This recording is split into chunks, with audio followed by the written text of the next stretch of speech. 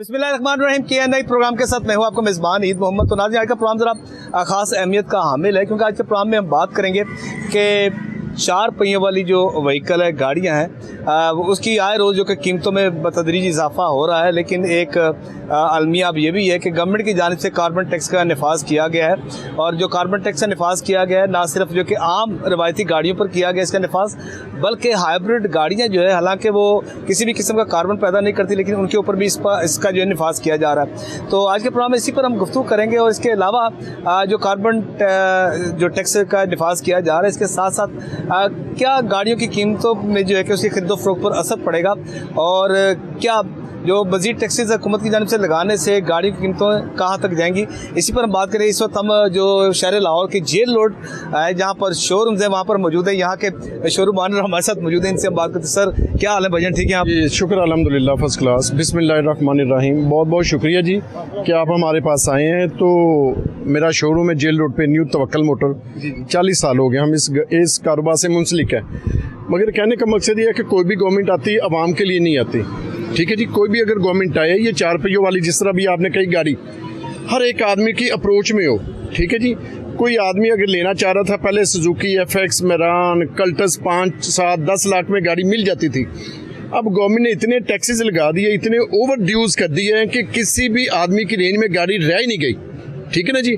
पहले दरमियाने तबके का आदमी अपनी ज़रूरियात को पूरी करने के लिए, अपनी फैमिली के साथ आने जाने के लिए, या अपने रोज़गार को कमाने के लिए भी 10-20 लाख की गाड़ी लेके अपना रोज़गार कमा लेता था। हम भी गाड़ियों का शोरूम करते हैं, हम भी 10-20 लाख की गाड़ी लेते थे, हम बेच लेते थे। पहले हम शोरूम के अंदर 10 गाड़ियाँ खरीदते थे, तो 10 लाख की एक गाड़ी आनी, शोरूम 10 गाड़ियों से भर जाता था, करोड़ रुपए की गाड़ी। अब करोड़ रुपए की एक गाड़ी है, ठीक है ना जी। अब एक गाड़ी कस्टमर जब खरीदेगा तो शोरूम वाला खरीदेगा, शोरूम वाले की देखे ना जी, बिजनेस पॉइंट ऑफ व्यू से 10 करोड़ की इन्वेस्टमेंट हो गई। तो गवर्नमेंट सबसे पहले आ जाती, मुझे ये टैक्स दे, फलां दे, फलां दे। बताइए गवर्नमेंट हमको क्या देती है? हम कौन सी चीज़ परचेज करते हैं जिसमें टैक्स नहीं देते? हम तो ऑलरेडी हर चीज़ में टैक्स देते हैं। सुबह सोने से लेकर रात खाने तक, सोने तक जो चीज़ हम परचेज करते हैं, सेल करते हैं, फरोख्त करते हैं, हम उस पर टैक्स देते हैं। मगर हमारी गाड़ियों का जो बिज़नेस है, गवर्नमेंट ने तबाह बर्बाद कर दिया है।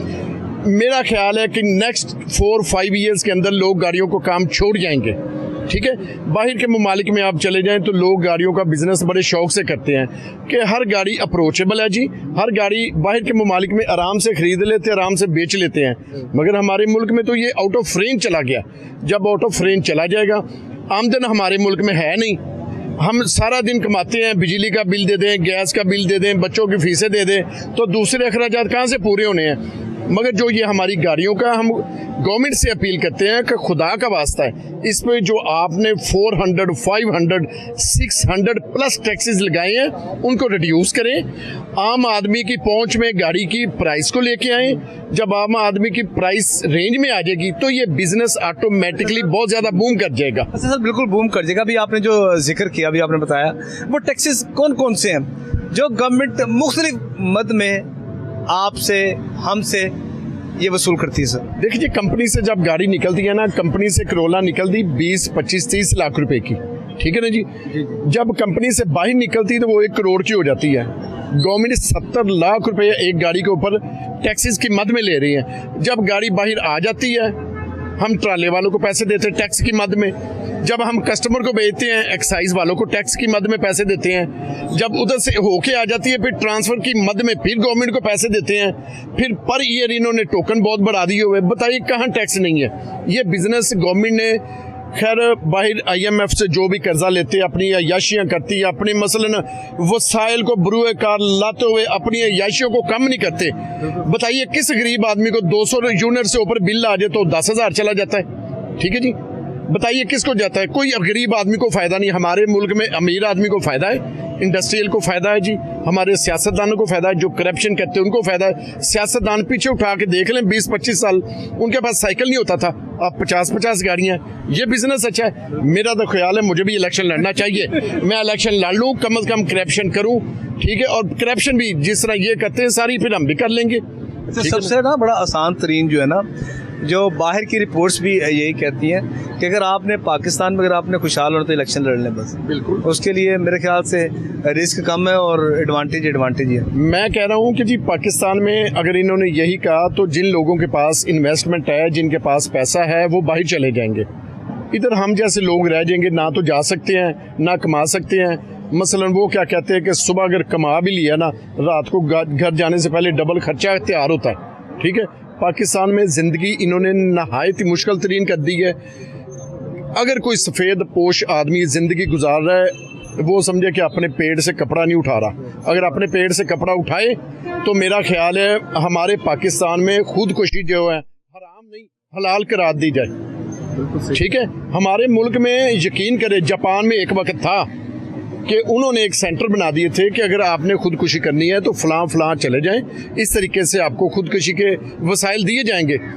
यकीन करें, इधर आप अभी गवर्नमेंट ऐलान कर देना कि खुदकुशी, तो 100 में से 70 आदमी खुदकुशी के लिए चले जाएं। ठीक है, मगर बेचारे क्या करें, अपने बच्चों को देखते हैं, अपनी फैमिलीज़ को देखते हैं, मगर वो फिर भी बेचारे सारा दिन मेहनत करते हैं। खा कौन जाते हैं? बिजली वाले, गैस वाले, टैक्सेस वाले, गवर्नमेंट खा गई है। पहले पाकिस्तान में एक वक्त था कि अवाम अमीर थी, गवर्नमेंट गरीब थी, मगर अब अवाम गरीब है और गवर्नमेंट अमीर है। ठीक है। हाँ जी भाईजान, हम आपको क्या बताएं, जितने यहाँ पे शोरूम है अल्लाह के हुक्म से सब खाली हो रहे हैं। एक जो शोरूम है ना, एक शोरूम पे लोगों ने 2 क्राएदार अंदर घुसाए हुए हैं मालकों ने। ये हालात इस नहज पर पहुंच चुके हैं जी। जिनके शोरूम है वो मालकान समझे कि गरीब से गरीब तर हो गए हैं। दो उन्होंने अंदर, थोड़ा सा स्ट्रेट हो जाए, हाँ जी करें। दो उन्होंने अंदर किराएदार घुसाए हुए हैं। आए दिन वो भी छोड़ जाते हैं। ये हालात हैं।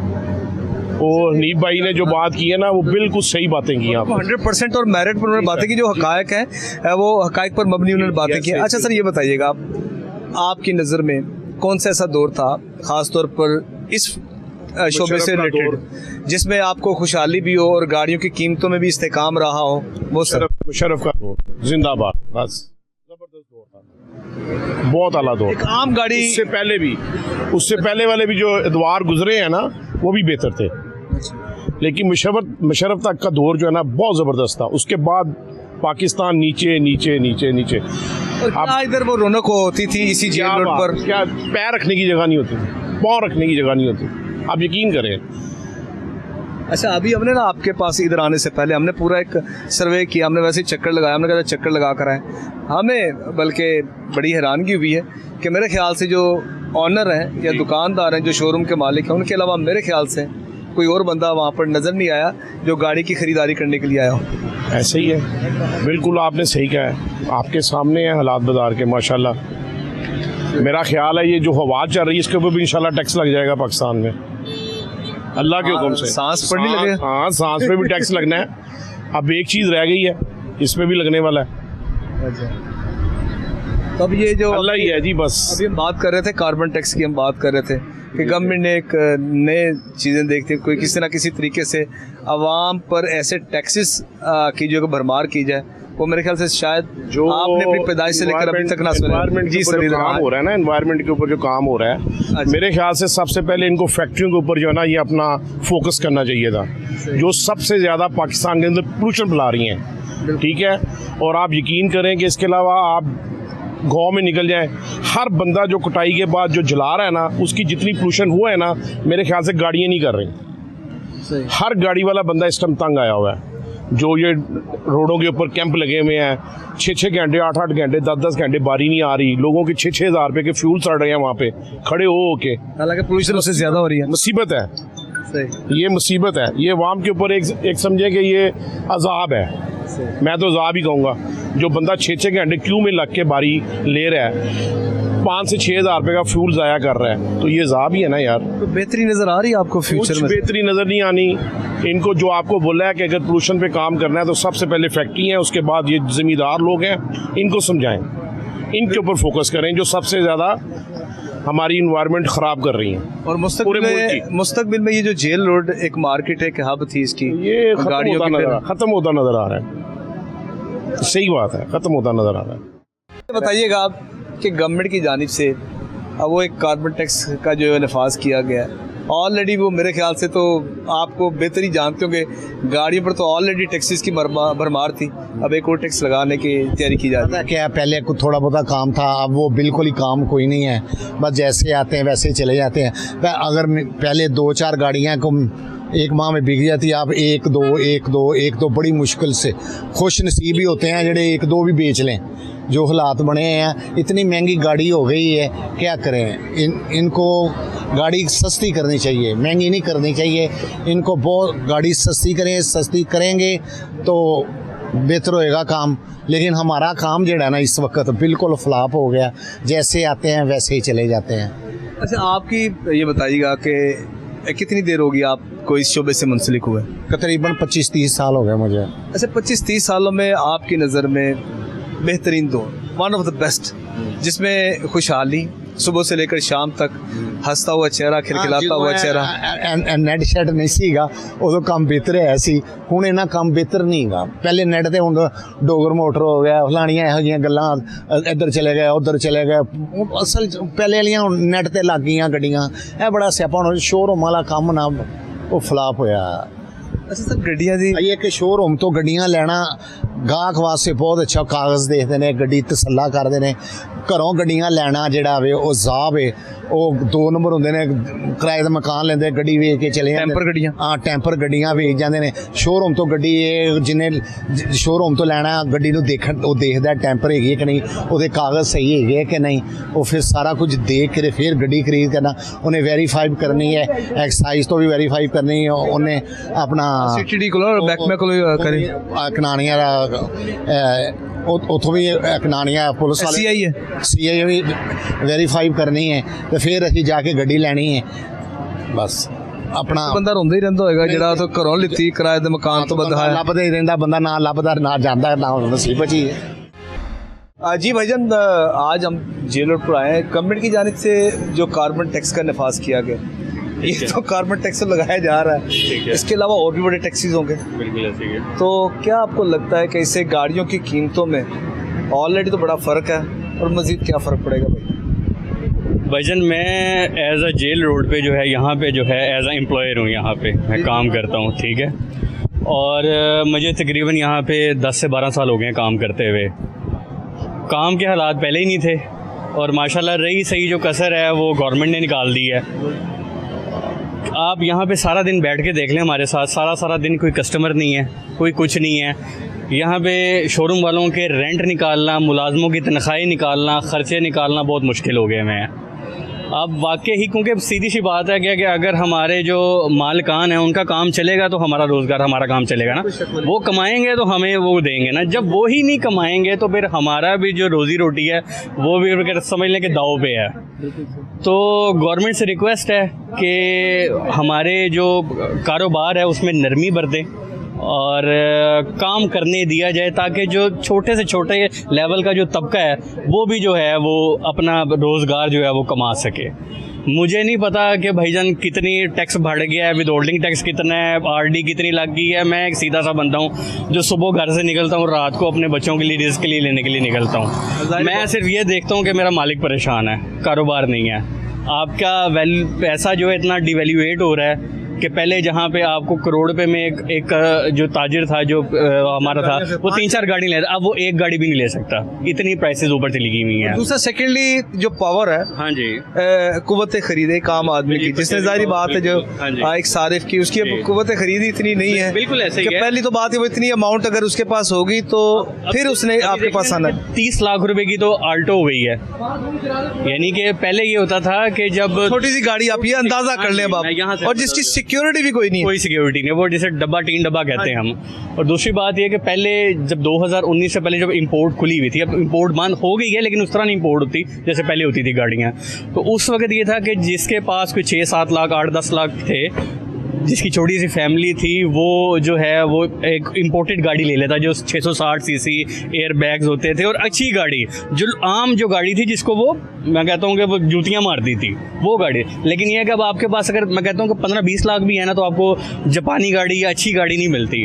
अब रेंज बहुत कहते हैं ऊपर, ये लग्जरी आइटम में आ गई हुई है। हालांकि ये लग्जरी आइटम नहीं है, ये एक बेसिक नीड बन गई हुई है। जिससे कोई 2-4 बच्चे हैं, जिसकी छोटी कोई फैमिली है, वो बंदे का ख्वाब होता है ना कि मैं छोटी सी गाड़ी तो ये कि एक आम गाड़ी अगर आपने जो खरीदनी होगी तो मेरे ख्याल से आम अगर एक सिंपल सी जो सिर्फ 4 व्हील्स में आएगी, चलाने के काबिल होगी, वो मैं 3 से 4 मिलियन के दरमियान होगी। मैं बिल्कुल ऐसे मैंने आपको एग्जांपल दी कि ऑल्टो देख लें, वो 30 लाख से शुरू होती है, यानी कि उसके बाद इसमें स्विफ्ट आ जाती है या कल्टस है, वो भी सेम इसी कैटेगरी की है। वो कौन सी कोई दूसरी कंपनी से छोटी गाड़ियों में तो एयर बैग्स होते हैं। जी जी। मुझे ये बताएगा ये जो गाड़ियाँ हैं कि बंदे ने इतनी अमाउंट खर्च करनी है, खुदा ना खास्ता कोई ऐसा एक्सीडेंट हो जाए कुछ, या एयर बैग्स वो ऑपरेशन होते हैं या नहीं होते हैं? मेरे ख्याल से कंपनी खुद नहीं पहले टेस्ट करती होगी कि एयर बैग्स खुलते हैं कि नहीं खुलते। आपने कितने अगर होंगे तो वो खुलेंगे ना मेरे ख्याल से। सर वो लिखा जरूर होता है कि एयर बैग्स हैं, लेकिन मेरे ख्याल से अंदर एयर बैग्स होते ही नहीं है। लोकल गाड़ी की मैं बात कर रहा हूँ, जिस तरह बड़ी गाड़ियों में भी आ जाते हैं, मेरा नहीं ख्याल कि वो एयर बैग्स कभी मैंने देखे हैं किसी की जान बच गई है जी एयर बैग खुले हैं, ऐसा कुछ भी नहीं है मेरे ख्याल से। कभी नहीं मैंने देखा। मैंने कभी बड़े, क्योंकि मैंने देखे हैं बड़े, हम पढ़ते हैं न्यूज़ पढ़ते हैं कि जी रोड एक्सीडेंट में गाड़ी जो है टकरा गई है, एयर बैग्स खुल गए हैं तो फलां बंदा बच गया या फलां, मैंने कभी सुना ही नहीं है ऐसा। लोकल गाड़ी ही होती है कि हमने कभी सुना, हमारा तो इससे ताल्लुक है, हमारा तो फील्ड है, हमें तो बाखबर रहना है जी। तो क्या कुछ हो रहा है तो फिर कतई ये बस लोगों को चूना लगाया जा रहा है, लोगों को पागल बनाया जा रहा है और लोग बन रहे हैं, बस ये बात है। बस अल्लाह ही रहम करे हमारे हाल पे, वरना कोई पुरसाने हाल नहीं है हमारा, बस हमारी कौम का बस। अच्छा, ये वाहिद एक ऐसी इंडस्ट्री जिसके अगर आप अखराजात अगर आप मवाजना करें ना दीगर के साथ, तो आपके तो अखराजात जो वो तो मेरे ख्याल अनलिमिटेड है। जाहिर बात है, एक आपके पास ये हमारा हम स्पेस आपके पास देख रहे हैं, कम से कम इतनी स्पेस है कि आपके पास कम से कम 6 से 10 गाड़ियाँ आपके पास होनी चाहिए। बिल्कुल होनी चाहिए, लेकिन बात फिर वही है ना कि अब परचेजिंग पावर नहीं अब रहेगी। अब इतना पैसा नहीं है कि आप, मैंने जिस तरह पहले आपको बताया कि करोड़ में 4 गाड़ियाँ आप खरीद सकते थे, अब करोड़ में 1 गाड़ी नहीं आती। ये वजूहात हैं कुछ, इसकी वजह से भी जो है अब आपको ज़्यादातर शोरूम जो है वो खाली नज़र आते हैं। ये मामलात हैं, गाहक भी नज़र ही नहीं आ रहा, कोई कस्टमर तो भजन अब नज़र ही नहीं आता ना। अब ये सिर्फ इस मार्केट का नहीं, ओवरऑल मैंने ये एक ऑब्जर्व किया है कि कारोबारी हालात जो हैं वो नहीं रहे। आप किसी भी मार्केट में चले जाएं, हालात ऐसे ही हैं, बस अल्लाह ही रहम करे जी हम पे बस। चलो ठीक है, थैंक यू भाईजान, बहुत शुक्रिया। जी नाज़रीन, इस वक्त शोरूम के ऑनर हमारे साथ मौजूद हैं, इनसे हम बात करते हैं। अभी हम अंदर जाने लगे थे, लेकिन इनकी मोहब्बत है कि बाहर हमने आपसे बाहर ही गुफ्तगू करते हैं। अच्छा सर, गवर्नमेंट की जानिब से अब रिसेंटली आपको भी पता ही होगा कि कार्बन टैक्स का नफाज किया जा रहा, बल्कि इसके अलावा आम जो रिवायती गाड़ियाँ तो उस पर तो लगाया जा ही रहा है, लेकिन इसके साथ साथ जो हाइब्रिड गाड़ियाँ उनके ऊपर भी, हालांकि वो तो कोई पोल्यूशन नहीं करती, तो क्या कहेंगे सर? देखें, कार्बन खाली गाड़ियाँ तो नहीं पैदा करती, बाकी भी बहुत सारे फुजले जो हैं, ये प्लानिटेशन क्यों नहीं करते? ये जो एक पुरानी गवर्नमेंट थी वो मिलियन ट्री वाली, वो किधर गई? तो ये जो नए हैं ये तो बड़ा कर रहे हैं, इनका PHA भी काफ़ी काम कर रहा है, नई प्लानिटेशन हो रही है, चीज़ तो वो कम करेगी।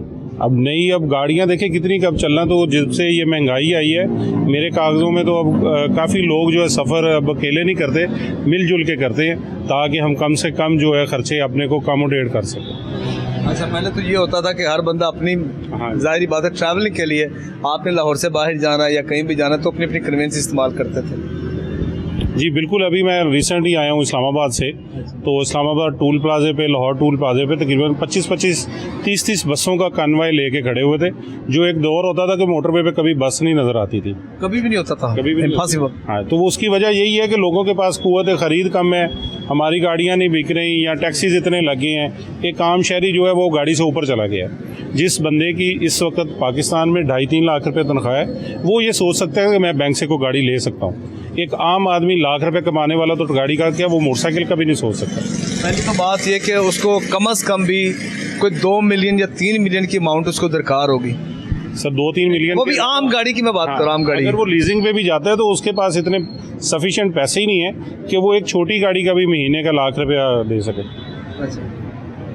अच्छा सर, ये बताइएगा कि आपकी नज़र में तो कितनी देर से आप इस कारोबार से मुंसलिक हैं? जी मुझे तकरीबन 10 साल से ज़्यादा हो गया। अच्छा, 10 साल से। इन 10 सालों में जो नशेब फराज अगर आप उनको बयान करें तो कैसे करेंगे? बस यही है कि माजी हमेशा खूबसूरत होता है, मुस्तकबिल से डर लगता होता है और हाल में बंदे को जीना पड़ता है। गाड़ियों की कीमतों पर आप क्या कहेंगे भाईजान, एक आम आदमी की हैसियत से? गाड़ी अब आम आदमी नहीं ले सकता, उसके लिए बड़ा मुश्किल है। जैसे भाई ने कहा कि गाड़ियाँ ख़रीदना अब 2-3-4 लाख रुपए वाला बंदा जो है ना, वो तो गाड़ी की किस्तों पे शायद सोच ले कि हम गाड़ी ले लेंगे, लेकिन जो आम आदमी है जो 1-1.5 लाख रुपए तनख्वाह पे काम कर रहा है, उसके लिए बड़ा मुश्किल हो गया। गाड़ी पुरानी गाड़ी लेनी भी बड़ा मुश्किल हो गया। सही। जी जी। अच्छा, तो आपके पास है कन्वेंस गाड़ी के नहीं? अल्हम्दुलिल्लाह मेरे पास गाड़ी है और भाई से ही मैंने ली थी। ये बड़ा अच्छा काम करते हैं गाड़ियों माशाल्लाह। का। किस सन में ली थी आपने? इनकी आवाज़ है गाड़ियों की। अच्छा, जबरदस्त। हाँ, ये हम ये देख रहे हैं, हमारे अक्ल में नजर भी आ रहा है वो। तो जब भी मैंने गाड़ी ली है भाई से ली है, इनकी गाड़ी की बहुत अच्छी आवाज़ होती है। और जो ये बताते हैं मार्केट में वैसे ये कम होता है कि बताया कुछ जाए गाड़ी कुछ मिलती है। अच्छा, ये सर बड़ा मसला है, इस पर आप क्या समझते, क्या होना चाहिए सर? सच होना चाहिए, हमेशा कारोबार में सच होना चाहिए, फिर आपका कारोबार भी चलता है। हमारे अल्लाह के नबी सल्लल्लाहु अलैहि वसल्लम ने फरमाया कि आप सच बोलो और सच में ही बरकत है। बिल्कुल सही। तो जो आदमी सच बोल के काम करेगा उसको बरकत तो ज़रूर मिलती है। बिल्कुल सर, बरकत मिलती है। Thank you very much sir, बहुत शुक्रिया सर, थैंक यू जी। नाज़रीन, यहाँ पर वक्त हुआ है ब्रेक का, तो ब्रेक के बाद हम मज़ीद दूसरे जो कि शोरूम मालिकान और यहाँ के जितने भी अगर कोई ख़रीदार अगर मिल जाता है उससे भी हम बात करेंगे, वो इस हवाले से क्या कहते हैं। हमारे साथ रहिए जी। वेलकम बैक नाज़रीन। जिस तरह आज के प्रोग्राम में हम बात कर रहे हैं गवर्नमेंट की जानिब से गाड़ियों पर कार्बन टैक्स का जो कि नफाज किया गया, ये जो कार्बन टैक्स है नफाज जो किया जा रहा है, ये सिर्फ हाइब्रिड, ये आम जो रवायती गाड़ियाँ उन पर नहीं किया गया, बल्कि ये जितनी भी हाइब्रिड गाड़ियाँ हालांकि वो पोल्यूशन नहीं करती उनके ऊपर भी लगाया जा रहा है। और मज़ीद कौन से टैक्सेज हैं, इसी पर हम आज के प्रोग्राम में गुफ्तगू करें। इस वक्त भाईजान हमारे साथ मौजूद हैं, इनसे हम बात करते हैं। अभी इनको बताया नहीं कि हमने किस पर टॉपिक पर बात करनी है, तो क्योंकि उनको बताने की ज़रूरत नहीं, इनसे बात। अच्छा सर, जैसा भी मैंने जिक्र किया कि कार्बन टैक्स का नफाज किया जा रहा है जी, हो गया और बेबासर हो गया टैक्स, चलिए ये आप बताएं सर। ये हमारे सामने सुजुकी मदनी मोटर वाले हैं, इनकी सबसे छोटी गाड़ी सुजुकी आल्टो है जो 29 लाख समथिंग की थी, उसके ऊपर 1,86,000 रुपये इन्होंने प्राइस में एडिशन कर दी है। अब एक गरीब आदमी की पहुंच में ज़ाहिर बात है वही गाड़ी थी, उसका रेट भी 2 लाख भर गया। उसके अलावा बाकी भी जितनी गाड़ियाँ हैं, और शान X7 है, इसके अलावा बाकी गाड़ियाँ किया स्पोर्टेज है, सबकी गाड़ियों पे कार्बन लेवी की वजह से 2 लाख 4 लाख 6 लाख जितनी जितनी उसकी नॉइस है उसके हिसाब से प्राइस में इंक्रीमेंट हो गया है। सिर्फ एक हैवल वालों ने प्राइस में नहीं इंक्रीज़ किया, उन्होंने कहा जी हम लोग जो प्राइस भरी है अपनी इनवाइस प्राइस कम करके टैक्स अपने ऊपर एडजस्ट कर लेंगे, अब आम को पास ऑन नहीं करेंगे। एक हैवल वालों ने किया, साजगार वालों ने। और दूसरा मैंने सुना है कि टोयोटा की भी फॉर्च्यूनर वगैरह की अभी उसकी कंफर्मेशन नहीं है, लेकिन सुनने में आ रहा है ग्रुप्स में ये बात चल रही है कि टोयोटा ने भी कहा कि हम प्राइसें इसकी नहीं बढ़ाएंगे। बाकी सब तकरीबन जो कंपनीज हैं उन्होंने प्राइसें बढ़ा दी हैं ऑलरेडी। अच्छा, सुजुकी पर लग गया टैक्स ये वाला 1,85,000 जुलाई से बात आ रही है, उनमें ऑलरेडी ये टैक्सेस लग गए हैं। इसका मतलब ये कि अल्टीमेटली ये जो टैक्स ये फिर आम आदमी पर ही डाला जा रहा है। आदमी पर डाला जा रहा है जी, बिल्कुल, और क्या, जाहिर सी बात है कंपनी पर डालना चाहिए ना, कंपनी में उसको जिस तरह भी आपने जिक्र किया कि हैवल वालों ने उसको डिडक्शन की है, अपने उन पर लिए। एक आम आदमी की पहुंच से गाड़ी पहली बार जा चुकी है, इतनी महंगी हो गई है गाड़ियों की प्राइसेस कि हम लोग यहाँ पे बैठे हुए हैं, जो भी कस्टमर आता है वो कहता है जी गाड़ियाँ बहुत महंगी है, हमारी रीच से बाहर है। उसके बाद मजीद बोझ उनके ऊपर डाल दिया गया टैक्सों की शक्ल में। एक गाड़ी एक बंदे ने यहाँ पर अगर आपसे खरीदनी है तो कितनी कॉस्ट आती है उसका टोटल? आम गाड़ी 660 सीसी की हम बात कर लेते हैं। 660 सीसी जो गाड़ी है ना, ये गाड़ी जापान से मिसाल के तौर पे एक 10 लाख की गाड़ी है ना, तो उसकी कॉस्ट यहाँ पे पाकिस्तान पहुँचते पहुँचते 35 लाख रुपए तक पहुँच जाती है। तो जाहिर बात है कि 36 से 38 की मार्केट में बिकती है।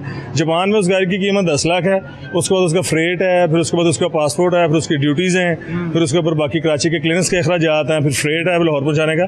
10 लाख की गाड़ी 35 लाख की कॉस्ट करती है, यानी कि 10 लाख की गाड़ी पे 25 लाख रुपए खर्चा होता है। इतनी आपने इन्वेस्टमेंट करने के बाद आप ये हालात वाक़यात लोगों के पास ड्यूटियाँ देने के पैसे नहीं है, लोगों की कराची पोर्ट पर गाड़ियाँ आई खड़ी हैं, यही जहन होता है ना कि गाड़ी बिकेगी तो इसकी गाड़ी बेच के तो बाकी गाड़ियों की ड्यूटी देके मंगवा लेंगे, उसको क्लियर करवा लेंगे। अब गाड़ियाँ पोर्ट पे खड़ी हैं लेकिन ड्यूटी देने के लोगों को पैसे नहीं है, लोग कॉस्ट टू कॉस्ट या लॉस पे भी गाड़ी देने के लिए तैयार हैं कि यार नहीं पैसे बच रहे, चलो अगली गाड़ियाँ आएंगी उनमें कमा लेंगे, कोई गाड़ी तो बेचें, लेकिन कस्टमर ही नहीं है मार्केट में। ये सूरत हाल है जी। थैंक यू, उम्मीद करते हैं कस्टमर। अजीब भाईजान, गवर्नमेंट की जानिब से आए रोज़ तो टैक्सेस लगते हैं, आम आदमी पर भी लगते हैं। अभी जो गाड़ियों के ऊपर जो कार्बन टैक्स का नफाज किया गया, क्या कहेंगे सर आप, इससे क्या फ़र्क पड़ेगा गाड़ियों की कीमतों में? सर गाड़ियों की कीमतों में तो फ़र्क पड़ेगा, लेकिन गाड़ियों की सेल्स में फ़र्क पड़ेगा। जो मेन फ़र्क पड़ेगा वो सेल्स में पड़ेगा। सेल्स पहले नहीं थी, टैक्सेस बढ़ा दी हैं, अब तो मार्केट के बुरे हाल हैं, ना कोई पूछने आ रहा है ना कुछ और, रेट बढ़ी जा रहे हैं, सेल्स ख़त्म हो गई हैं। तो कितने अरसे से ये हालातों वाक़या चल रहे हैं, बल्कि जो इंडस्ट्री है जो ख़ास तौर पर गाड़ियों की कार, हालात तो पुराने चल रहे थे ऐसे, बल्कि हम वेट कर रहे थे कि शायद गवर्नमेंट अब कुछ करे इस सेक्टर के लिए भी, कार सेक्टर को थोड़ा ईज़ करे, सेल्स हो, कस्टमर आए, लेन देन हो, लेकिन ये तो उल्टा हो गया। टैक्सेस की वजह से तो मार्केट में रौनक ख़त्म हो गई, बड़ा बुरा हाल हो गया इसका मतलब। अच्छा, बजट जब पेश किया जाता है तो इसमें ख़ास तौर पर जो ताजर बरादरी या कारोबार से मुंसलिक जितने भी लोग होते हैं उनको बड़ी एक्सपेक्टेशन है कि गवर्नमेंट कोई ऐसी पॉलिसीज़ वज़ा करेंगे जिससे आम आदमी को रिलीफ मिलेगा, ताजर को रिलीफ मिलेगा, लेकिन हकीकत इसके बरक्स है। हकीकत बराक्स से ये आपके सामने हकीकत बताने की तो ज़रूरत है ही नहीं, तो ताजर बरादरी के साथ किया है, ये बजट में सही तो नहीं हुआ, बिल्कुल ऑपोजिट हुआ है, जो हम एक्सपेक्ट कर रहे थे उसके बिल्कुल ऑपोजिट हुआ है। आपने सेल्स का जिक्र किया कि एक गाड़ी नॉर्मल गाड़ी की मैं बात कर लेता हूँ, अगर मिसाल के एक गाड़ी जिसकी कीमत 30 लाख है, अब कार्बन टैक्स के बाद उसकी प्राइस पर कितना फर्क पड़ जाएगा एवरेज के एतबार से? 30 लाख रुपया बड़ा बजट होता है छोटी गाड़ी पे ना, अगर 30 लाख वाली 32 लाख की हो जाए तो वो कहाँ बिकेगी? वो 30 पे नहीं बिक रही थी तो 32 पे कौन पूछेगा? ये हमारी गवर्नमेंट को सोचना चाहिए। सिर्फ टैक्सेस इम्पोज कर देना काम नहीं है, जरा इस पे वर्किंग ग्राउंड रियलिटी पे वर्किंग करनी चाहिए। जाहिर बात है, एक बंदा जब एक कदम आगे जा रहा है वो तो जाहिर बात 2-4 कदम पीछे चला जाएगा, फिर वो कैसे उसका यही सारा आंसर है सारी बात का। तो क्या कोई बेहतरी रिक्वेस्ट है गवर्नमेंट से, अपील है हमारी, थोड़ा इस सेक्टर पे ज़रा रोशनी डालें, ज़रा गाड़ियों के सेक्टर को थोड़ा ईज़ करें ताकि ज़रा नरमी आए, ज़रा लोग आए मार्केट में, गाड़ियाँ लें, हमारा कारोबार चलें। अच्छा, एक हैरत वाली ये वाहिद कारोबार है, वाहिद कारोबार। अगर हम तमाम तर कारोबार जितने भी पाकिस्तान में हैं अगर उसका हम कंपैरिजन कर लें, एक वाहिद आपका कारोबार है, इसमें कम अज़ कम भी जो है ना समझ कि इसकी जो इन्वेस्टमेंट है वो मिलियंस में है। 100% जी, हर गाड़ी मिलियन में है, हर गाड़ी मिलियन से ऊपर है, बड़ी इन्वेस्टमेंट वाली ये मार्केट है। तो हमें जिस आपके इधर शोरूम पर खड़े हैं यहाँ पर कम से कम कितनी की इन्वेस्टमेंट हुई होगी जो गाड़ियाँ सब मौजूद हैं? इधर खड़ी है, पीछे वेयर हाउस है, उधर गाड़ियाँ खड़ी हैं, स्टॉक तो खड़ा हुआ है, लेकिन अब ये बिकना कैसे है, अगली बेचना किसको है, तो अब यही है हमारे लिए तो प्रॉब्लम। तो यही हो गया कि अंधों के देश में आपने चश्मे बेचने पे ऐसा ही है जी, ऐसा ही है। गवर्नमेंट को क्या सजेस्ट करते हैं भाईजान? गवर्नमेंट से सिर्फ रिक्वेस्ट करते हैं, हम सजेस्ट तो कर नहीं सकते, रिक्वेस्ट कर सकते हैं कि ये टैक्सेस जो अब लगे हैं इसको थोड़ा ईज़ करें, थोड़े प्राइसेस डिक्रीज़ करें, थोड़ी नरमी लेके आएँ, प्राइसेस में नरमी लेके आएँ ताकि आवाम को रिलीफ मिले और वो गाड़ियों के मार्केट तक उनकी रसवाई हो। थैंक यू सर, बहुत शुक्रिया। अच्छा सर, कार्बन टैक्स लग गया जी, गवर्नमेंट टैक्स गाड़ियों की कीमतें बढ़ गई हैं, कीमतें बढ़ गई हैं, लेकिन कारोबार का कोई हाल नहीं है। कारोबार में ये पोजीशन मैंने ज़िंदगी में ऐसी कभी नहीं देखी। इस मार्केट में मुझे कोई 35-40 साल हो चुके हैं। जब 500 रुपये कमीशन थी, जब का मैं कारोबार कर रहा हूँ, ठीक है। आप 10,000 भी कमा लें, 20,000 भी कमा लें, 50 भी कमा लें, पूरी नहीं पड़ रही, क्योंकि गुर्बत ऐसी आ गई है कि महंगाई इतनी हो चुकी है कि किसी का पूरा नहीं पड़ रहा। गाड़ियाँ इतनी महंगी हो चुकी हैं, पहले गाड़ी 10-12 लाख रुपए की ले लेते थे, 1 करोड़ पे में कारोबार हो जाता था।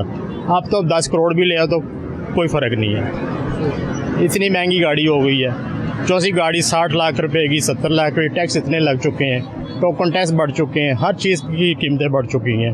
अब हम क्या करें? सुबह आते हैं, शाम को शोरूम बंद करके खर्चे करके चले जाते हैं, कोई बेनिफिट नहीं मिल रहा, कोई गवर्नमेंट लीव नहीं दे रही, हमें कुछ नहीं दे रही। ये गवर्नमेंट को हमारे साथ देना चाहिए, हमारे साथ चलना चाहिए ताकि रिलीफ मिले, आवाम को भी आवाम ताकि बाहर निकले, जो सी गाड़ियाँ लेनी चाहते हैं लें, टोकन टैक्स सस्ती हों, तो गवर्नमेंट को चाहिए कि बाहर निकले, हमारे बारे में सोचें कि ये गाड़ियों को जो सा मसला है इसको क्लियर किया जाए। देखिए अब जगह जगह पे जहाँ पे मौला शोकर रोड पर चले जाएँ, समनाबाद चले जाएँ, कहीं भी चले जाएँ, कारोबार की वो कंडीशन नहीं है। पहले छोटी गाड़ी का काम था, गाड़ियाँ ले लेते थे, बेच लेते थे, अब नहीं कर सकते हम काम, हम तो बिल्कुल ज़ीरो हो चुके हैं। तो बस ये है कि शुक्र है कि अल्लाह ताला रिज़्क़ चला रहा है, कोई रोटी दे रहा है, कमा रहे हैं, खा रहे हैं, लेकिन जो कंडीशन है कारोबार की वो नहीं। मैंने अपनी लाइफ में ये ज़िंदगी में ऐसी मार्केट का सन्नाटा इतना सन्नाटा मैंने नहीं देखा। रौनक होती थी, क्लाइंट बाइट से आते थे, पेशावर से आ रहे हैं, पिंडी से आ रहे हैं, कहीं से आ रहे हैं, लोग गाड़ियाँ लेके जाते थे। कुछ पाक बिलने की किया है, कोई ओलेक्स पे गाड़ियाँ लोग बेच रहे हैं, ले रहे हैं। 2 नंबरी बहुत ज़्यादा है, 2 नंबरी तो सारे नहीं है जी, गाड़ियों में तो सारा, क्योंकि ये अमाउंट का काम है, बड़ी अमाउंट का काम है, तो ज़ाहिर है कि पाक व्हील भी है, ओलेक्स भी है, फ्रॉड भी हो रहे हैं, लोगों के साथ चल भी रहे हैं। लेकिन ये गवर्नमेंट को कोई सूल बनाने चाहिए, कोई तरीका बनाना चाहिए कि इसके साथ कैसे कॉम्प्रोमाइज़ करना है, कैसे चलना चाहिए। हमारे शहजाद सलीम साहब हैं, खान साहब हैं, अल्लाह ताला उनको ज़िंदगी दे, बड़े अच्छे हमारे लोग हैं, साथ भी देते हैं हमारा, चल भी रहे हैं, अच्छे काम भी कर रहे हैं। लेकिन गवर्नमेंट हमारे साथ कोई तावन नहीं बना कर रही। अच्छा, ये गवर्नमेंट को चाहिए कि हमारे साथ चलें, तावन करें। अब देखें जापानी गाड़ी के बारे में भी आया है कि वो गाड़ियाँ खुल गई हैं, अब उस पर भी ड्यूटी है, उस पर भी टैक्स हैं। ये सारा कुछ उनको सोचना चाहिए कि कैसे चलना है, कैसे करना है। देखिए, ये तो रोज़गार है, हवाई रोज़ी है। अभी गाहक आ जाएगा तो प्रॉफिट मिल जाएगा थोड़ा बहुत, नहीं आएगा तो बस फिर महीने तक बैठे रहो, खा लो। अब किराए इतने हैं, शोरूमों के किराए इतने हो चुके हैं कि जिसका हिसाब नहीं है। हर बंदा अपनी प्रॉपर्टी के ऊपर नाज करता है कि हमारा इतना किराया, इतना किराया। ये तो इंसान को खुद सोचना चाहिए, गवर्नमेंट को सोचना चाहिए। हम उम्मीद करते हैं कि गवर्नमेंट सोचे। जी आपका थैंक यू वेरी मच। हम गवर्नमेंट के साथ हैं, हम गवर्नमेंट का पीछा नहीं कर रहे, हम भी गवर्नमेंट के साथ हैं, लेकिन गवर्नमेंट को हमारा भी सोचना चाहिए, गरीब आदमियों को भी सोचना चाहिए, माड़ों को भी सोचना चाहिए कि इनके साथ कैसे लग के काम करना है, कैसे चलना है। यहाँ पे कोई ब्रोकर हजरात भी हैं, कमीशन एजेंट भी हैं, कोई सारे ही हैं जो से बैठे हैं, कार कर रहे हैं। तो इनको सही है, उम्मीद करते हैं कि सही हो जी, आगे गवर्नमेंट जो है ना वो आपका ख्याल करिए। जी नाज़रीन, हमने कोशिश की थी कि हमारी जो मुलाकात तो हमारी हो रही है ये शोरूम के मालिकान का, से हमने चाहा कि कोई ना कोई हमें ख़रीदार यहाँ पर मिल जाए जो गाड़ी की ख़रीदारी के लिए यहाँ पर आए हैं, जो इत्तेफाक से हमें मिल गए हैं। इनसे पूछते हैं कि रेंज कितनी है और किस रेंज में ये गाड़ी का जो है ना बजट इन्होंने तैयार किया। जी भाईजान बताइएगा, कौन सी गाड़ी आपने ख़रीदने का प्लान किया? मैं तो ख़रीदने आया था BYD, अच्छा, या फिर हैवल की रेंज, हैवल के अंदर देख लेता कोई, मगर दोनों की प्राइसें देखे तो बड़ी मुश्किल हालात नज़र आ रहे हैं कि कोई इनमें से मतलब परचेज़ कौन सी करे, इतने पैसे कहाँ से लेके आए और ख्वाहिशात बड़ी हो गई हैं।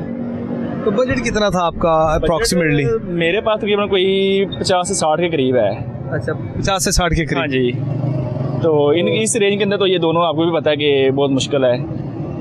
तो यहाँ पर किस रेंज में मिल रही हैं जो आपने मतलूबा जो आप खरीदना चाह रहे हैं? खैर अभी विजिट अभी आया ही हूँ। अच्छा, इससे पहले कहीं किसी भी मार्केट में विजिट किया आपने? नहीं, अभी नहीं किया है, अभी मैं आया ही हूँ तो आपके साथ मुलाकात हो गई है।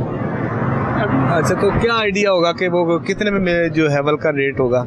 हैवल का तकरीबन 1,17,00,000 के करीब है उसका रेट। अच्छा। जो BYD है, जो HEV है, वो 90 लाख के करीब है तकरीबन। अच्छा, आपको पता है गवर्नमेंट ने जो टैक्स लगाया इसके ऊपर कार्बन टैक्स लगाया गाड़ियों पर, तो उससे तो जाहिर बात है कि एक आम गाड़ी पर तकरीबन कोई 2 लाख रुपए 1.5 लाख रुपए बढ़ा दिया उन्होंने। ये ग्रीन टैक्स का लगा के नया टैक्स अनाउंस कर दिया उन्होंने। अच्छा, जबकि ये पहले नहीं था, आपको भी पता है।